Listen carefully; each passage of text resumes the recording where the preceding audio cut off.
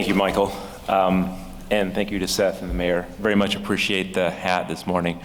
In a little bit, I'll talk about the strategic importance of making sure that we manage an aging workforce demographic, but on a personal note, it becomes more and more necessary for me to wear a hat every time I go outside as I get older. I'm not sure if that's because of the longevity of my job or the fact that I'm part of the aging demographic that we'll talk about in a minute. So first of all, thanks to everybody who's here. Really great turnout for the National Cleanup Workshop this week. I agree with the mayor, this is a fantastic forum for us to do this in this year. All of the folks across the country who are really an important part of making the cleanup program happen are gathered here together. I know the folks in FCOG and in ECA who work really hard to pull this together. All of the folks that are out in the audience that you can no longer see are put a lot of effort into something like this. For those of you who don't really see behind the scenes in terms of the amount of work that it takes to make something like this happen, make sure that you take a few moments when you meet someone who's been involved in making this happen to just tell them thank you for all the work they put into this every year. Just a couple of things. First of all, living and working through a global pandemic over the last couple of years has really left all of us, I think, with a greater appreciation for opportunities like we have here this week to get together and bring all of the cleanup community together. While coming from very different perspectives, from states, from coast to coast, and bringing a variety of unique ideas, we're all united, I think, around a common goal in the cleanup program. We share a commitment to advancing the cleanup mission, maintaining our national security programs, supporting a future for nuclear and other clean energy technologies, and doing the right thing for those who've been impacted by the environmental legacy of the past. Over the past 3 decades, many of you have played a key role as EM has matured into the program that it is today. At the start, the scope of the environmental legacy of the Manhattan Project and the Cold War was just coming into focus. By the end of the Cold War, over 100 sites across 35 states were involved in some aspect of nuclear weapons production. Miles of isolated desert in Nevada were used for atomic testing. And in Washington State, 586 square miles along the Columbia River were used to produce plutonium. And Tennessee, Ohio, Kentucky, uranium was enriched as part of our nuclear weapons production efforts. Starting from square one, the early years of EM were about maintaining safety, figuring out what kinds of waste we needed to deal with, how much we had, and where it was. And by the mid-1990s, EM had become more results-driven, undertaking a cleanup program across the country. Remarkable successes have been achieved over the course of this period of time. Many sites were cleaned up and closed, transitioning from waste sites to wetland preserves, wildlife refuges, and economic development opportunities. In recent years, historic accomplishments, science-based technology, and additional treatment capabilities have resulted in a new era of cleanup progress. Today, the cleanup missions are approaching a crossroads. We've made tremendous progress, but 33 years of mitigating the most urgent environmental risks are now giving way to the remaining work that involves some of the most difficult challenges we have yet to face. This workshop is an ideal forum for all of us to talk about these challenges, as well as the opportunities we collectively have to clear the decks and put EM on a path forward to achieve results for the coming decades. Before looking ahead, though, I want to talk a little bit more and give you a quick update on some of our recent progress. After a pause at the peak of the pandemic, Secretary Granholm, Deputy Secretary Turk, and I have been fortunate to visit a number of sites across the country in the past few months. Earlier this year, I was at Portsmouth, where they recently marked the demolition of the first of the former gaseous diffusion plants there. Joel and his team finished Building 326 3 months ahead of schedule, meeting a 2022 priority for EM and achieving a major skyline change for the site. Progress is also advancing at places like West Valley. Significant work has been accomplished over the past 2 decades to prepare the main plant for demolition. The site has worked to reduce the residual activity in the building, and more than 7 miles of contaminated piping and over 50 tons of contaminated equipment have been removed. This will ensure that when we begin the demolition, it will be safe and protective of the surrounding community and the environment. Getting to this point has taken careful planning by the EM team, input from the West Valley workforce, and continued engagement of local community. At Oak Ridge, EM crews have begun demolishing a former reactor facility, a first for the site as we continue not just cleaning up the past, but also helping the lab in Y-12 prepare for the future. And by the way, thanks for the folks with the lights. One of the other side effects of getting older is you really can't see in the dark. In Nevada, preparations are underway for upcoming demolition and closure work at EMAD and TCC. Congresswoman Lee, who you'll hear from hopefully later today, visited the site earlier this year for updates on these large and complex facilities. In Idaho, transuranic waste retrieval effort was finished 18 months ahead of schedule. And in April, I had a chance to join the governor, the attorney general, Mayor Casper, and local tribal leaders in thanking the Idaho team for making that happen. Also made it to Hanford, where work along the Columbia River is underway on an enclosure that'll cocoon the K-East reactor, and that'll leave just one more to go at the site. And as we remain focused on other important activities like the transuranic waste that's stored at WCS in Texas, the department takes very seriously its commitment to safely remove the landfill true waste there, and we continue to work diligently to do so. That will continue to be a priority for me until it's done. This progress wouldn't be possible, though, without all of the folks in this room.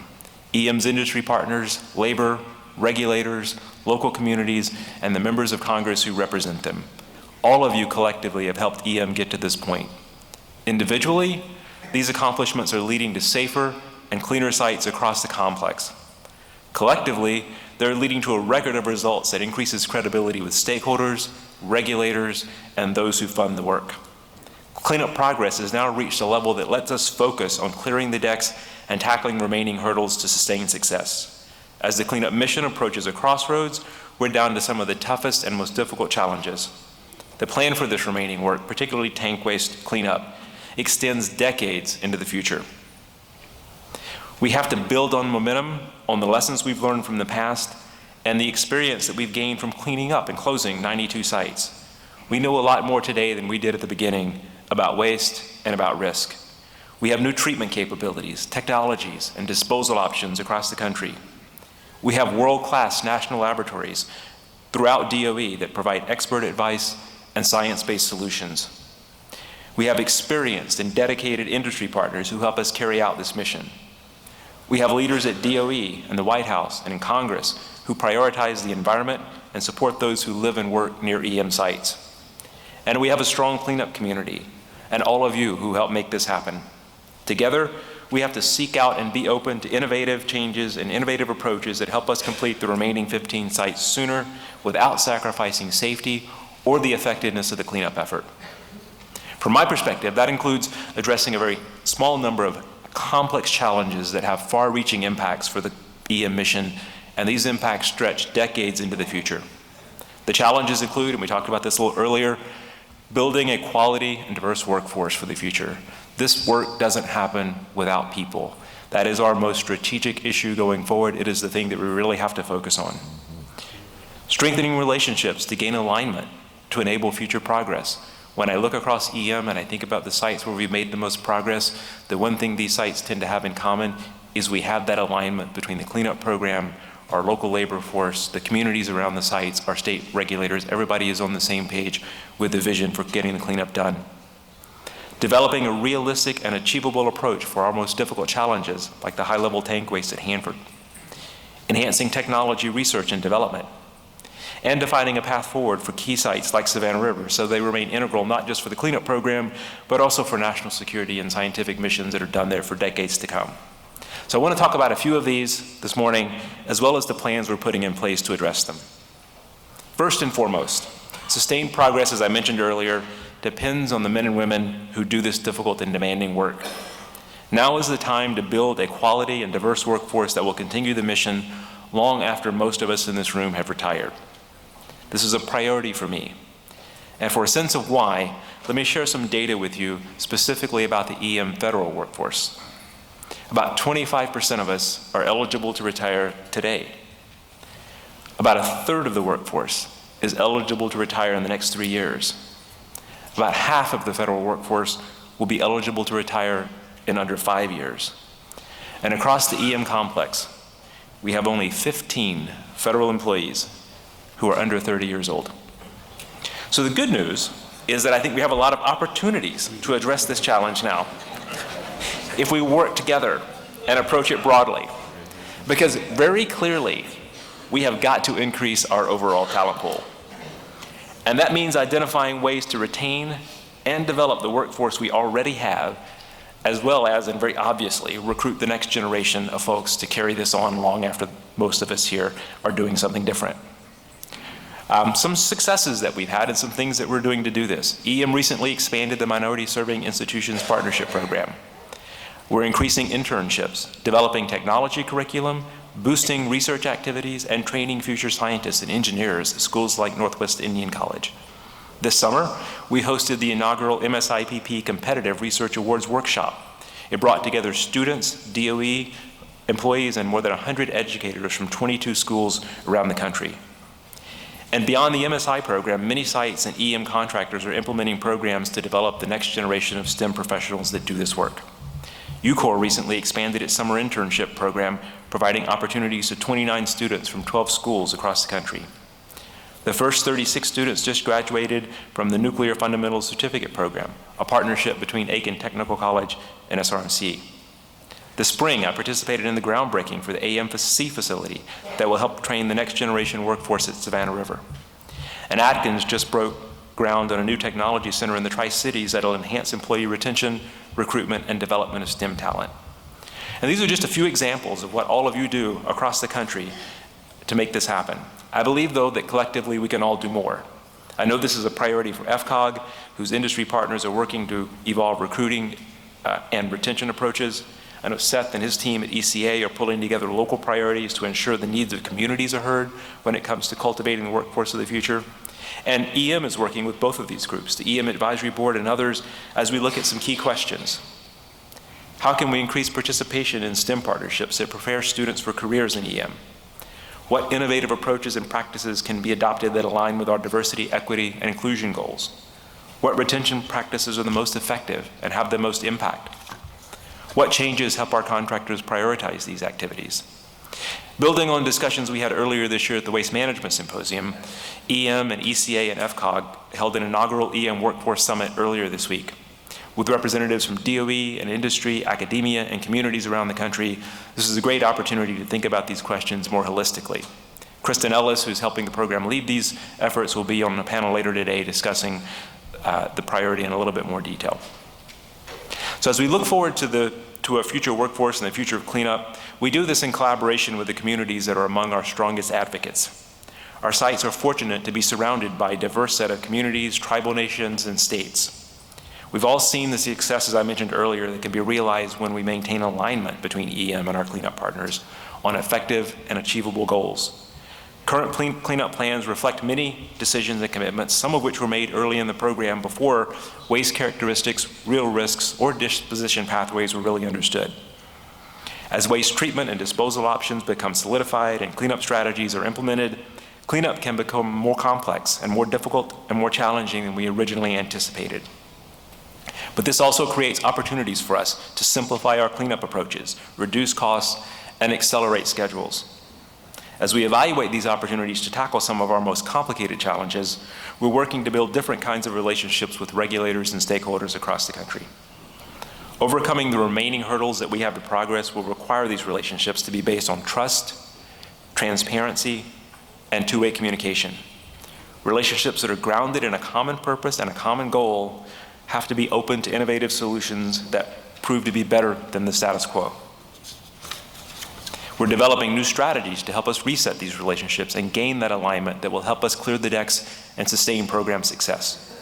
For example, we're implementing a plan to boost engagement in New Mexico. We're expanding our communications toolbox, taking advantage of new technologies. We're working with FCOG on a communications working group that will leverage best practices and lessons learned around the complex. And last night, I joined Congressman Fleischman and Congresswoman Lee as they kicked off a new series of Cleanup Caucus events. You'll hear from both of them later today. And with a more information-based and interactive format this year, I think these events are great tools for engaging with members of Congress who represent cleanup sites and educate the members who don't. I was very pleased to see many of you here last night. I'm also encouraged those of you who are in the DC area to look out for future opportunities to join me at caucus events. Engagement and alignment really are important when it comes to tackling one of our most challenging hurdles, the tank waste that drives our environmental risk and liability numbers. At Savannah River, we're continuing the acceleration of our tank waste treatment program there. With the full set of capabilities we need already operational, we know more about the technology, the options, and the operations than ever before. In Idaho, we're completing confirmatory runs at IWTU so the tank waste mission there can be completed by the end of the decade. And significant progress has been made in just the past few years at Hanford. We're treating Hanford tank waste on a large scale for the first time ever. And as Brian Vance will discuss in a little more detail tomorrow, we're about to begin heating up the first WTP melter. This is another huge step forward for the program as Hanford gets ever closer to immobilizing our tank waste in glass. It's really transformational for a site and it's been decades in coming. But developing a realistic and achievable approach for addressing the entire inventory of waste there remains a hurdle, something that we must overcome. An approach is needed that will build on the success we're seeing with DFLAW and utilize the best methods we have available to ramp up the program and manage our long-term risks. DOE and the state of Washington are continuing collaborative discussions on a safe and viable path forward. And in addition to the state and site leaders who are taking a collaborative approach, we also have leaders at DOE, OMB, and the White House and in Congress who are heavily invested in our success at Hanford. Members of Congress like Senator Murray and Senator Cantwell and Congressman Newhouse routinely lead legislative efforts to support and fund the Hanford cleanup program. With substantial resources in play, and with vitrification on the horizon, now is the time to identify and coalesce around an approach to achieve the balance of the mission there. And given the size and the scope of that mission, getting our hands around the challenge also benefits not just Hanford, but the entire cleanup program. That's one reason we have a network of national labs developing an R&D roadmap for accelerating the Hanford tank waste mission. And this roadmap is just one of the ways that we're using technology to help clear the decks and overcome remaining hurdles across the country. We're also developing innovative initiatives to help support improved groundwater monitoring and remediation across the complex. A new soil and groundwater remediation strategy will provide an updated outlook on groundwater issues across the complex and what obstacles are preventing or slowing progress. In October, we'll roll out a new tool on the PNNL website that provides an updated summary of groundwater data and cleanup progress. That'll help users track remediation progress year to year and stay up to date on regulatory status and more. And a system known as Altimus has been developed in a collaboration between PNNL and SRNL, Lawrence Berkeley, MIT, and FIU. Now operating as a pilot at SRS, the system supports continuous monitoring of groundwater plumes and wells for decades, and will aid in the eventual transfer of sites over to legacy management. More broadly, we're also conducting a holistic review of the EM technology program. The review is evaluating our technology development efforts throughout the complex to ensure unity of effort, efficiency, and maximum value. It'll help us inform a more integrated R&D strategy, meet recent congressional direction on technology programs, and prioritize our EM cleanup challenges. This is part of our collective set of efforts to focus our R&D on approaches that address the remaining cleanup challenges, accelerate our activities, and that offer a significant opportunity for return on investment. When it comes to technology development, Savannah River National Laboratory has always been a leader for the cleanup program. The lab is key to the path forward for Savannah River site and the Aiken community. Defining that path includes taking steps to ensure the site remains integral to DOE's national security and scientific research missions for decades to come. From my own experience in NNSA and EM, I think I have an appreciation for all of the missions at Savannah River and at SRNL. Over the past year, a DOE team has been discussing the future of the site as NNSA requirements increase and as EM makes progress on its cleanup mission. As these discussions continue, we'll work not only with NNSA, but also with the local community, Congress, and others to help us determine the right path forward. And in addition to a path forward for Savannah River, we're also looking to the future of all of our sites. The EM mission is not just about treating tank waste and tearing down buildings. Ultimately, it's about addressing the obligations we have to those who are most impacted by the legacy of the past and helping ensure a better future for all of the communities. As we work to clear the decks, local communities have also been diligent about looking to the future. Many of you are represented here this week. I appreciate your advocacy, not only for the EM mission, but also your forward thinking. With cleanup progress comes additional opportunities to discuss future use and economic diversification. With very unique capabilities, educational opportunities, highly skilled workers, and business leaders who are committed to diversification, your communities have a lot to offer. We'll do our best to help position you for cleanup progress as we set the stage for stewardship, restoration, and enduring economic growth. So none of these hurdles I just talked about are easy decks to clear. So to help with that, and to help us become more transparent in how we do that, we've developed a new EM program plan that we plan to issue this afternoon. And I promise I can almost read, even without the light. The plan describes the scope of our remaining cleanup, and it talks about the long-term strategies we need to complete the cleanup mission. It identifies opportunities to help us address those challenges and complete cleanup earlier. It identifies a decision roadmap that we're planning to use as a guide over the next several decades. This very transparent approach to long-term decision-making highlights the decisions and the associated timelines that are critical for us to be able to eventually reduce cost and accelerate those schedules and timelines. This plan will help guide our efforts to clear the decks as we evaluate innovative, long-range approaches to accelerating our mission in a safe and effective manner.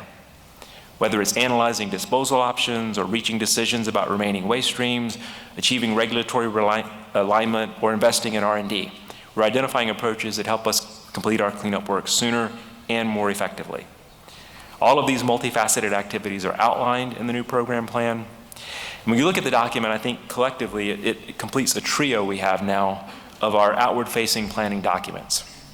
Our calendar year priorities document and that we issue every year, that list, it helps us focus on near-term progress, and you're seeing that progress across the country. The 10-year vision that we put in place a couple of years ago gives us an outline of the intermediate-term vision that helps guide those short-term priorities. And this new program plan provides us with a long-range planning baseline for the entire cleanup program that we'll use to identify long-term opportunities and the challenges that we need to face well in advance. So I encourage all of you to read the plan when it's posted to the EM website later today. In the weeks and months ahead, we'll reach out about the plan in much the same way we've done with the strategic vision.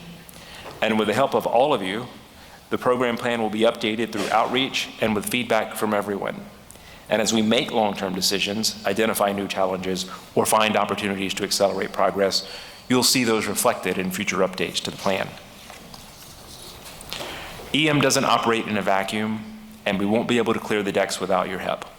Setting the stage for the next phase of cleanup entails collaboration with Congress, communities, tribal nations, regulators, industry, labor, and others. From my perspective, addressing this handful of complex challenges is worth it. I was recently in Nevada celebrating the opening of a new EM exhibit at the National Atomic Testing Museum. This exhibit, I think, highlights a very important link between the history of the cleanup program, the mission of today, and the many ways that cleanup progress supports national security and nuclear energy priorities. It was a very good reminder of the progress that's been made and the many reasons to be excited about our next era of sustained progress. It was a very good reminder that together, we all have a great story to tell. And with that, I want to thank ECA and FCOG again for organizing this workshop and turn it back over to Michael.